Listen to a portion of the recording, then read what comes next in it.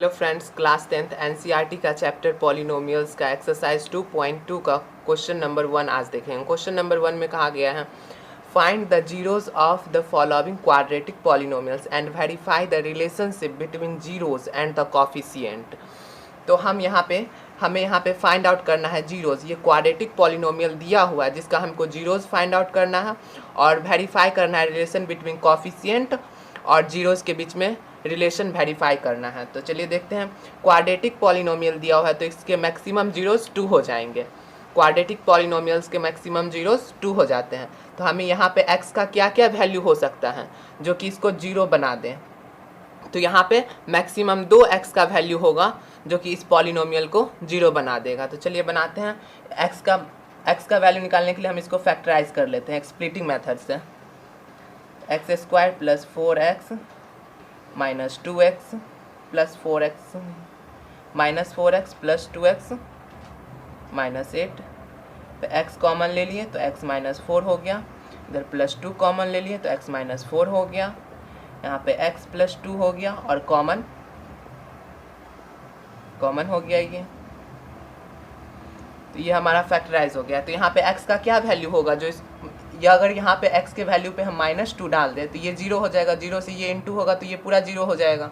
उसी तरह यहाँ पे एक जीरोस क्या हो गया, जीरोस को रिप्रेजेंट करने के लिए अल्फ़ा बीटा का यूज़ करते हैं जीरोस को रिप्रेजेंट करने। तो यहाँ पे अल्फ़ा क्या हो जाएगा -2 यहाँ पे, और बीटा ये सब जीरोस को रिप्रेजेंट करने के लिए। तो यहाँ पे अल्फ़ा का वैल्यू हो जाएगा -2।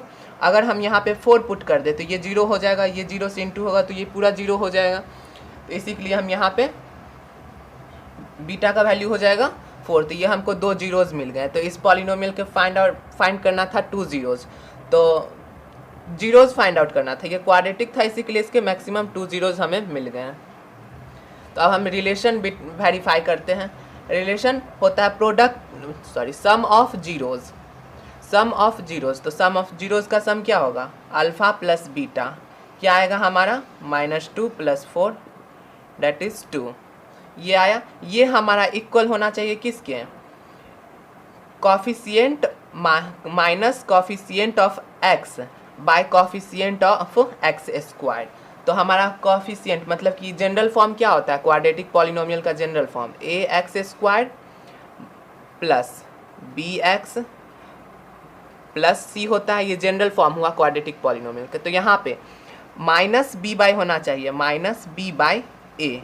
तो यहाँ पे b का वैल्यू क्या है -2 और माइनस लग गया आगे तो -b/a। a का वैल्यू क्या यहाँ पे है, a का वैल्यू 1 है। तो यहाँ पे आ गया हमारा 2। ये माइनस माइनस प्लस हो जाएगा और नीचे में 1 है तो 1 को नहीं लिखेंगे तो भी चलेगा।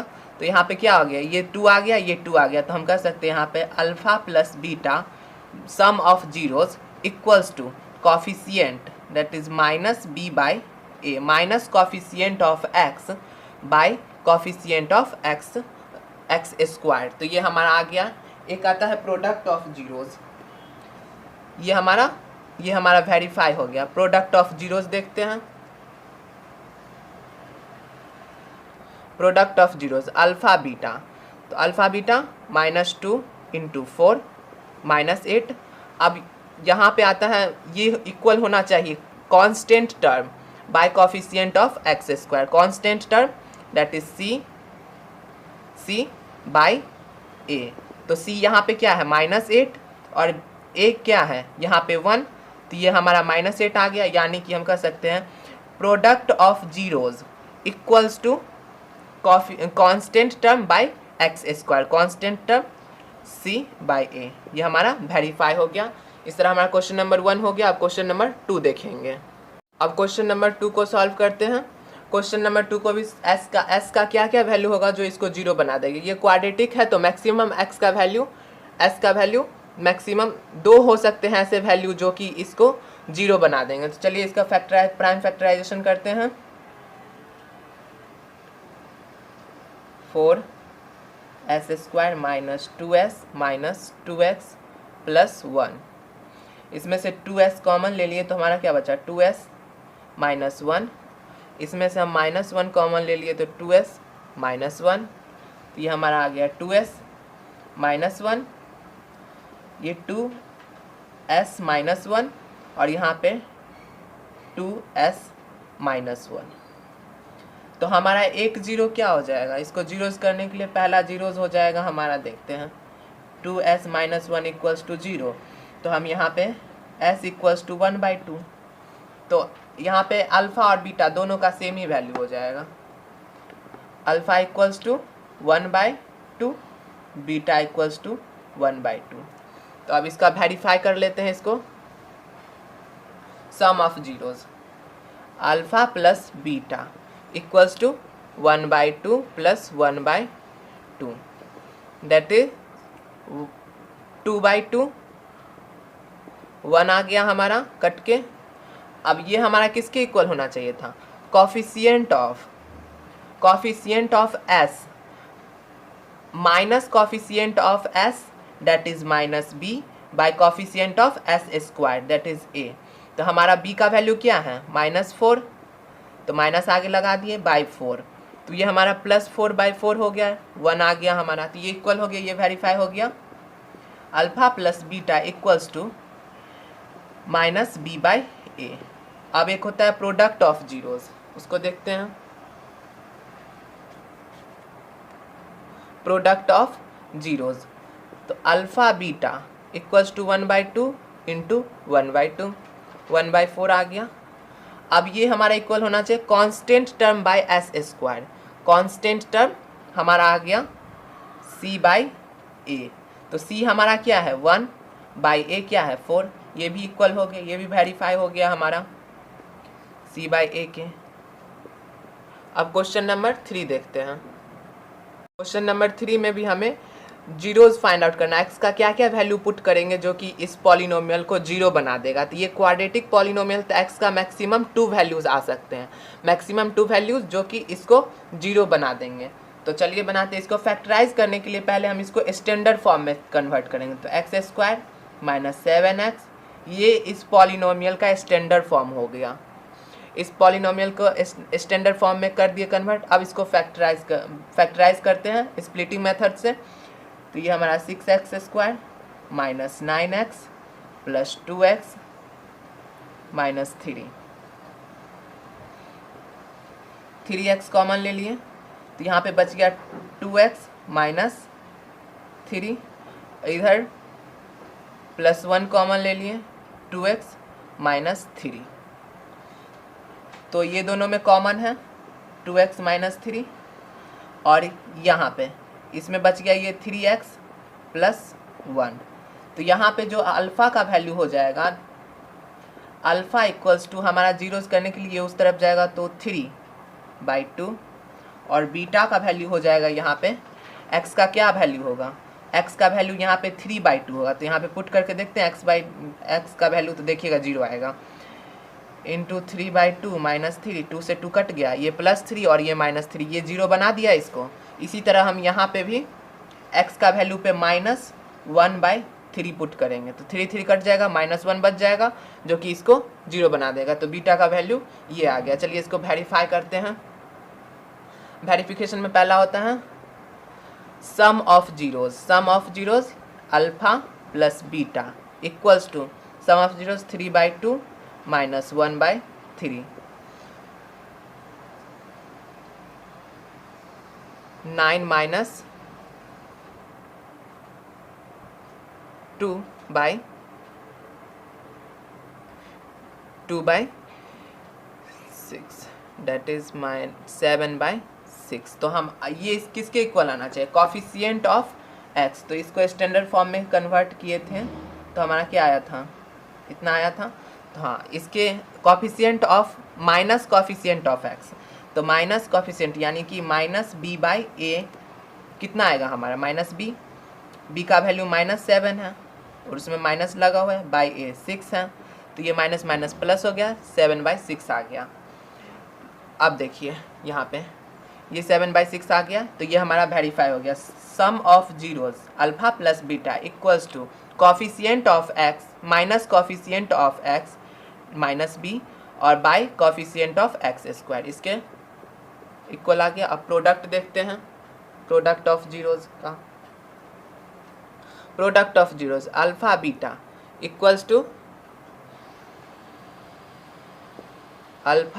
इक्वल्स टू क्या आना चाहिए हमारा? अल्फा का वैल्यू कितना आया था हमें?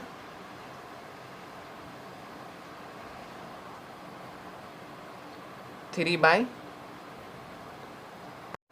तो हमारा अल्फा था 3/2 और -1/3, 3 से 3 कैंसिल हो गया, -1/2 आ गया। ये हमारा इक्वल होना चाहिए coefficient of constant term that is c by coefficient of x²। तो c हमारा -3 है बाई 6 2 -1/2 आ गया। तो ये हमारा product of zeros equals to constant term by coefficient of x² के इक्वल हो गया। ये वेरीफाई हो गया। अब क्वेश्चन नंबर 4 देखते हैं। अब क्वेश्चन नंबर 4 को फैक्टराइज करते हैं। तो इसमें कॉमन ले लिए हम 4u, तो यहाँ पे बच गया u + 2। तो अब यहाँ पे क्या किया, u का वैल्यू हो जाएगा। अगर हम u के जगह पे यहाँ पे 0 पुट कर दे तो ये पूरा 0 बन जाएगा। तो हमारा अल्फ़ा क्या हो गया, 0। अगर हम इस u के जगह पे -2 पुट कर दे तो ये पूरा 0 बन जाएगा, तो ये भी 0 बन जाएगा।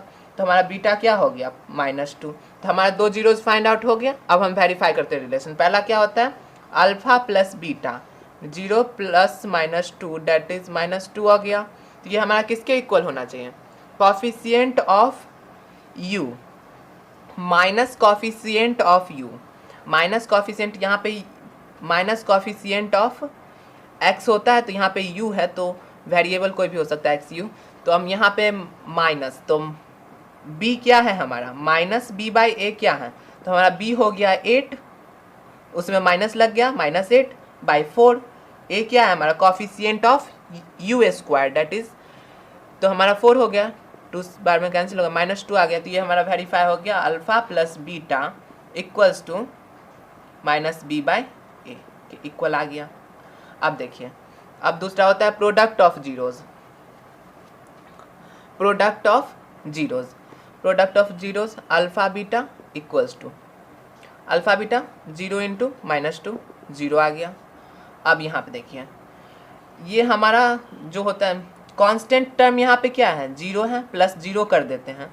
तो कांस्टेंट बाय क्या होता है, u² that is a, constant by a होता है। तो हमारा कांस्टेंट यहाँ पे 0 है, बाय 4 कर दे तो 0 ही आएगा हमारा। तो यहाँ पे हो गया product of zeros equals to c/a के इक्वल आ गया। ये हमारा वेरीफाई हो गया। अब क्वेश्चन नंबर 5 देखते हैं। अब क्वेश्चन नंबर 5 को फैक्टराइज करते हैं। इसका भी जीरोज फाइंड आउट करना है। ये भी क्वाड्रेटिक पॉलिनोमियल, तो इसके भी मैक्सिमम जीरोज 2 होंगे।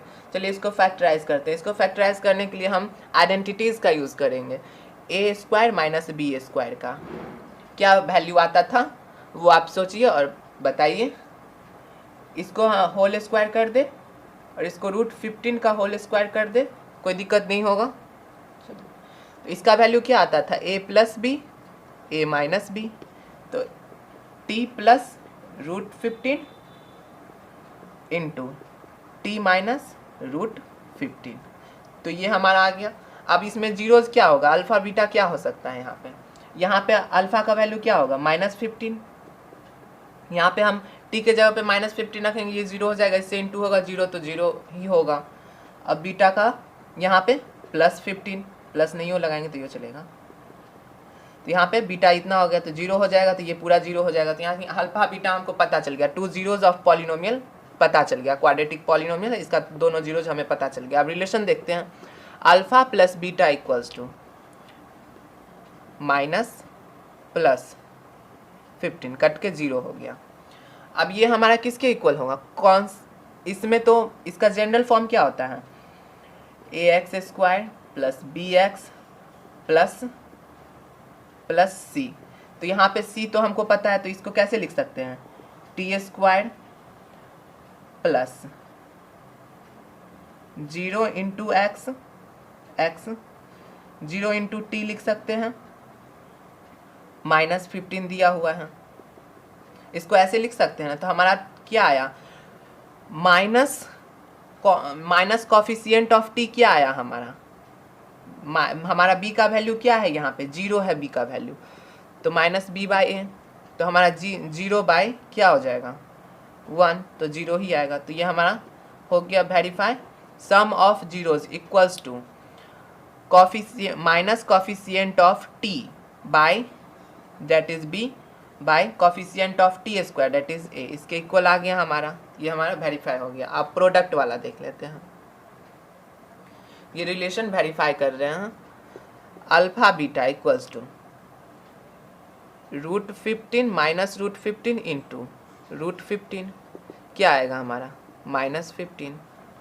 अब देखिए यहाँ पे अल्फा बीटा, और ये किसके constant term bye T square that is ए।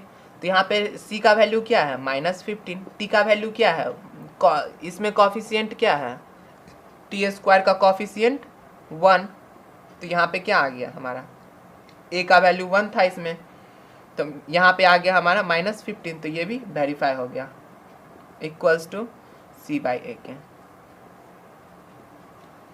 अब क्वेश्चन नंबर 6 देखते हैं। क्वेश्चन नंबर 6 का हम जीरोस फाइंड आउट करते हैं। यहाँ पे क्या क्या एक्स का वैल्यू होगा जो कि इसको जीरोस बना देगा। ये क्वाड्रेटिक है तो इसके मैक्सिमम जीरोस कितने होंगे, 2 मैक्सिमम जीरोस होंगे। तो चलिए इसके मैक्सिमम जीरोस को फाइंड आउट करते हैं। क्या क्या जीरोस, क्या क्या एक्स के जगह पे हम पुट कर दें जो कि हमारा जीरोस। तो चलिए इसका फैक्टराइजेशन कर लेते हैं स्प्लिटिंग मेथड से। 3x² plus 3x minus 4x 4, 3x common ले लिए तो x प्लस 1, यहाँ पे -4 कॉमन ले लिए तो x प्लस 1, यहाँ पे ये कॉमन आ गया x प्लस 1 और यहाँ पे आ गया 3x, बच गया ये। तो ये हमारा हो गया। तो यहाँ पे x का वैल्यू क्या डालें, हमारा अल्फ़ा क्या हो जाएगा यहाँ पे -1, यहाँ पे -1 पुट करेंगे तो ये 0 हो जाएगा। तो यही 0 को रिप्रेजेंट करने के लिए अल्फ़ा बीटा का यूज़ करते हैं, अल्फ़ा बीटा गामा। यहाँ पे बीटा क्या हो जाएगा हमारा, बीटा यहाँ पे हो जाएगा 4/3, 4/3। यहाँ पे पुट करके देख लेते हैं 4/3, 3 इंटू 4/3 -4, 3 3 कट गया, ये प्लस है और ये माइनस है, कट जाएगा 0 हो जाएगा। तो ये पूरा पॉलिनोमियल 0 हो जाएगा हमारा। अब रिलेशन फाइंड आउट करते हैं। इसका आया अल्फ़ा आया माइनस और ये आया 4/3। चलिए रिलेशन देख लेते हैं कॉफिशिएंट एंड जीरोस के बीच में। अल्फ़ा प्लस बीटा हमारा क्या आ जाएगा 1 -3 प्लस 4/3 डेट इज़ 1/3 आ गया हमारा सम ऑफ जीरोस। अब देखिए सम ऑफ जीरोस किसके इक्वल होना चाहिए, minus coefficient of x by coefficient of x²। तो हमारा b क्या है यहाँ पे -b/a होगा। हमारा b क्या है -1 और इसमें माइनस लगा दो और 3, तो ये माइनस प्लस 1/3 आ गया। तो ये हमारा इक्वल हो गया sum of zeros equals to -b/a that is minus coefficient of x by coefficient of x²। अब प्रोडक्ट का देखते हैं। Product of zeros alpha beta equals to -1 into 4/3 -4/3। ये किसके इक्वल होगा, कांस्टेंट टर्म c/a के, constant term by coefficient of x²। Constant term यहाँ पे क्या है -4 और x² का कॉफिशिएंट क्या है यहाँ पे 3, a का वैल्यू 3 है यहाँ पे। तो ये हमारा इसके इक्वल आ गया। तो हम कह सकते हैं product of zeros alpha into beta equals to c/a constant term by coefficient of x²। इस तरह हमारा ये क्वेश्चन नंबर 1 कंप्लीट होता है। अब नेक्स्ट वीडियो में एक्सरसाइज 2.2 का क्वेश्चन नंबर 2 का सॉल्यूशन करेंगे। तब तक के लिए best of luck, thank you.